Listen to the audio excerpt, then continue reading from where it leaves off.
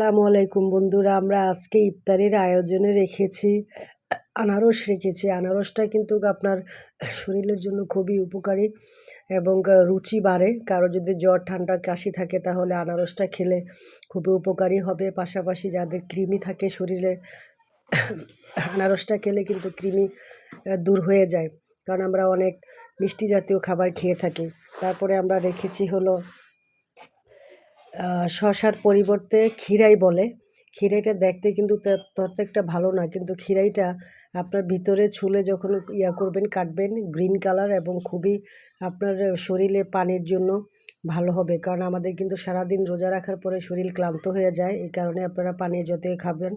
তারপরে আমরা ভিট রেখেছি। ভিটটা কিন্তু খুবই উপকারী, এটাতেই শরীরে রক্ত সঞ্চালন হবে প্রতিদিন 50 গ্রাম থেকে 100 গ্রাম। এই খাবারগুলি রাখবেন ভাজা পোড়া না খেয়ে। ভিডিওটা ভালো লাগলে শেয়ার করে দেবেন প্লিজ। আল্লাহ হাফেজ।